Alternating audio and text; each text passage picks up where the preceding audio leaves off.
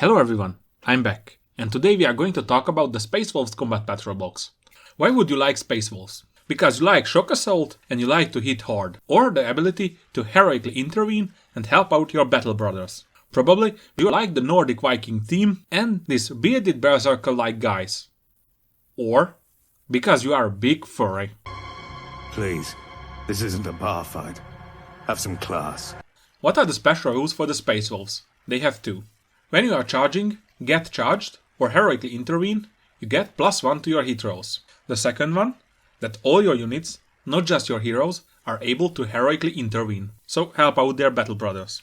On a note, that characters are already able to heroically intervene, but in case of Space Wolves, they are able to heroically intervene twice as much, so 6 inches. You can see they are a really good army to take the fight to your enemies. So now it's Wolfing time. So there's a possibility that you have a Storm Wolf flyer, which takes a unit of Wolf Guard, a Wolf Lord, a Wolf Guard Battle Leader, and a Wolf and Dreadnought with Great Wolf Claws, while below them, following a flyer, some Cyber Wolves, a pack of Fenrisian Wolves, and a Thunderwolf Cavalry unit. Let's check out the box set. Price: $150 or €120 or £90. Value inside the kit: almost €190 if you are planning to use the Space Wolves upgrade sprue. If not, then it's around €166. You have a HQ option, Primaries Lieutenant, a unit of Primaries Intercessors, 10-man squad, an Invictal Tactical Warsuit, and a unit of Hounds of Mordkai or Primaries Reavers, depending on how you build them. Other than the models, you have 2 Space Wolves Primaries upgrade frames, sprues. How good is this kit? Let's check out the HQ option first. Primaries Lieutenant, or how the Space Wolves like to call them, Wolfguard Battle Leader. One model, 65 points. And it has special Space Wolf equipment, which is great, let me tell you that. This Primaries Lieutenant has one of the best equipment between the available Primaries Lieutenants, except maybe the Storm Shield one. It has a special issue bolt carbine, which is almost like the normal bolt carbine, but it has 2 points of armor penetration and damage 2, which is really great. And he also has a great melee weapon, Mastercrafted Power Axe, which gives him strength 6, 2 points of armor penetration and damage 2, which is really great to deal with marines and tougher infantry or even elites, or take on another character. He also has an aura ability, which gives the core units within 6 inches the ability to reroll wound rolls of 1. This unit for 65 points is really great, but you can make him a real threat, while giving him a relic called Armor of Rust, which gives him a 4+ invulnerable save and the ability to make an enemy unit in melee fight last, which is really great in attack so as in defense. And you can combo that with the 6 inches heroic intervening. So it almost like he makes a full movement and tell enemy unit that you gonna fight last, and he can fight first, and the unit that was originally charged. So all in all, you can make a big surprise with it. With this movement, one of my friends held off a big orc unit with a Wolfguard Battle Leader and a unit of Bloodclaws. It was a really big massacre for the orcs. All in all, this unit is great, but you can make him even better. Primaries Intercessors. 5 models, 90 points. We talked about these guys before, but the most important thing that you have to know, they are basic. But that doesn't mean that they are bad. They have even more customization options than Inquisitors or the Infiltrators. They are able to choose between 3 types of different guns and also able to add a grenade launcher for every 5 men in the squad. Also, the Sergeant are able to have a cool pistol or a cool melee weapon, or both, but in this case, he loses his main weapon. The 3 options: first one, Auto Bolter. Normal range, 3 shots, and it's an assault weapon. It is great because when you are running, you are still able to shoot with it, but a little bit worse. -1 to hit rolls. Bolt Rifle. It has a longer range and 1 point of armor penetration, which is nice. If you are not moving or you are within half range with this weapon, you are able to shoot twice. Stalker Pattern Bolter, the longest range of these 3 weapons. It has a damage of 2 and it has an armor penetration of 2, which is great. Although this weapon is heavy, so if you are planning to move, be prepared that you hit worse. A lot of people says that the Auto Bolter is the best right now, but I think the Bolt Rifle is just as good. As I explained in the Blood Angels video, with this unit there is a little trick. Every unit can throw a grenade, but if you are taking a grenade launcher, then the grenade launcher counts as assault weapon, so you have an option to throw a grenade and also use the grenade launcher, so this unit can throw 2 grenades in the same time. About the melee weapons that the Sergeant can take. I think it's wise to take a melee weapon on your Sergeant. The best options that you have is the Chainsword, the Power Sword, or the Power Fist, because they are good and they are cheap. You can also take a Thunderhammer, but it's a little bit pricey, so I would not recommend it. Let's check out the elite option, Primaris Reavers. 5 models, 80 points. While this unit is looking cool, it is generally hated, but I think the main reason for that because many people uses them wrong. First of all, let's check out what they can do, and after that, I will tell you why I think they are great. Their stat line is the same as the Primaris Infiltrators, Incursors, or Intercessors, so not much to tell about that. Their weapon options, the main point, that they have a cool pistol, special issue bolt pistol. It's like a normal bolt pistol, but with 2 points of armor penetration, which makes it great in my opinion. Other than that, they are able to choose between the combat knife or the bolt carbine. The combat knife only gives them 1 additional attack in melee, and that's it. While the bolt carbine gives them 2 normal bolt shots, but in assault weapon, so they're able to shoot it after they are running. It's a little bit worse than the Primaris Intercessors one, because it only gives you 2 shots, not 3. While their combat knives give you 1 additional attack, it doesn't have an armor penetration like the Incursor one. So it can be a little bit better or a little bit worse, depending on what you're fighting against. Other than the weaponry, they have an aura ability called Terror Troops, which gives the enemy around this unit within 3 inches to subtract 2 from their leadership characteristic. It can be great, it can be useless depending on your enemy.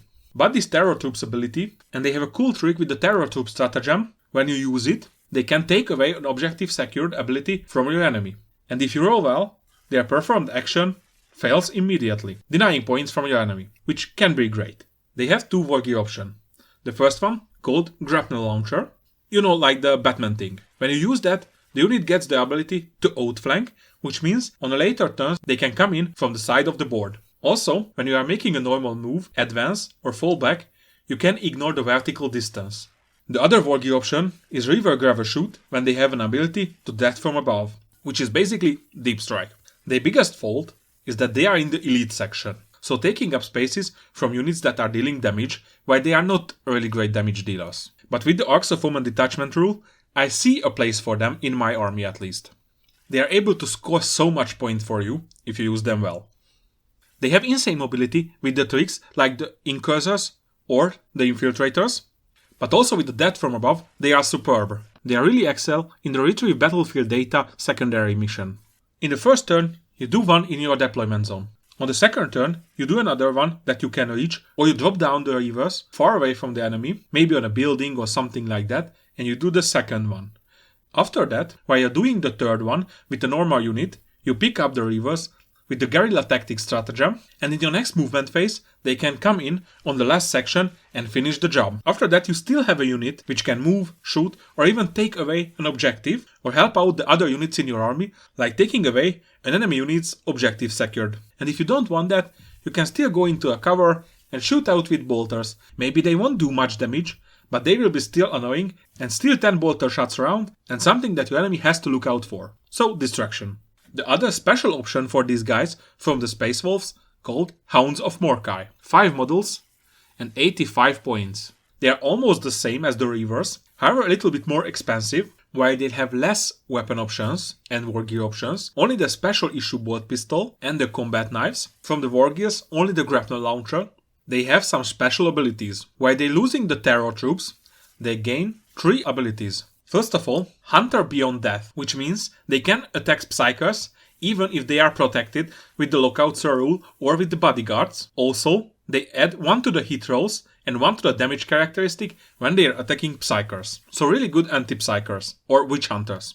Other than that, they have Runic Totems, which is really great because they can be only selected as a target of a psychic power if they are the nearest to the Psyker. In addition, when they are taking mortal wounds in the psychic phase, they have a 5+ Feel No Pain, which is great because in normal cases you can't make saving throws against mortal wounds. But in this case, you roll a dice for each mortal wound that you would take, and on a 4+, so 4, 5 or 6, you do not take that mortal wound. And lastly, they have an aura ability called Hole of Mordkai. Its range is 18 inches, and when the enemy Psyker makes a psychic test, you have to subtract 1 from the result. And if the enemy unit is within 6, then you have to subtract 2 from the psychic test, which can easily shut down the higher warp charge value spells or psychic powers. So let's check out the last one, the big one. Invictor Tactical Warsuit. 1 model, 140 points. He is something like a dreadnought, but faster and also able to have concealed position, however a little bit less tough. You are able to choose between two types of main guns. The first one, Incendium Cannon. It has a short range of 12 and 2d6 shots, so shots between 2 and 12. These are really great against infantry and they are automatically hitting the target, but they have only damage 1. The other big option, Twin Iron Hail Autocannon, which has a really great range of 48, has 6 shots, better strength 7, which is really great against elites, infantry, and even bikers or light vehicles. And it has 1 point of armor penetration and damage 2. Other than that, you have a Heavy Bolter, which has a range of 36, 3 shots, damage 2, armor penetration 1, but a little less strength than the autocannon. You also have a Fragstorm Grenade Launcher, which is an assault weapon. It's almost like a bolter, but a little bit less reliable. It has d6 shots, so shots between 1 and 6. But at least it has the blast keyword, so when you are shooting it into a crowd, it has more shots. In case of 6 or more enemies, it has at least 3 shots. But in case of 11 or more enemies, it has flat 6 shots. So against a big blob of enemies, it can be better than the Stormbolter, but you cannot shoot it in melee because of the blast keyword. But I'm not done yet! It also has Twin Iron Hail Heavy Stabbers, range of 36, 8 shots, 1 point of armor penetration, damage 1. It's really great against infantry units. It also have a fist with flat 3 damage, 3 points of armor penetration and really big strength. Only the toughest things in the game that he is not wounding on 2+. But in melee he really great against anything, but usually only have 4 or 5 attacks. Okay, the great thing with him, he has concealed position, so you can put him further away on the table, but at least 9 inches away from the enemy's deployment. I think this unit is the breaking point if you want the box or not. I mean, he's a really great unit, but a high risk, high reward, because you can use him aggressively and be in the enemy's face on turn 1. But if you fail the charge, well, the enemy will lit him up with guns, and probably he will die. Or you can use him defensively, because most of the guns on him has good range, so you can use him some kind of a really mobile weapon platform that also can charge and make damage in melee. I can't tell you how to use him, because it will really depend on your playstyle. Overall score.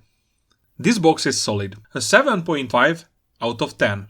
Every unit in this box set is good, and I don't care what other people are saying about the reverse. This box set has a special kind of playstyle, and if you are starting to play with this kit, it can be discouraging, because your biggest unit, while it's great, it's not so tough, and you have to learn how to use him properly, or you will lose your hardest hitting unit in the first 1 or 2 rounds. But if you like to be challenged, this kit is really great. You can learn a lot about charges, fighting, shooting, heroically intervening, and almost everything about the melee, hiding, shock assault. So this kit's playstyle is somewhat between a commando and a knight per berserker style. It's really great, but it's probably not the easiest. I recommend you this box set if you like Space Wolves or shock assault units and you like to be challenged. But if you are planning to use this kit outside of Space Wolves, you have to use the reverse and you have to make some conversions on your lieutenant, because none of the other lieutenants can have an axe. So while it's good for everyone, you will have a little work, but conversion is fun, so you should try it. Thank you for listening. If you like what I do, please hit the like button, or subscribe, or both, and also hit the little bell. And if you don't hit the little bell, well, I probably upload a video on every Tuesday. Again, thank you for watching, or listening.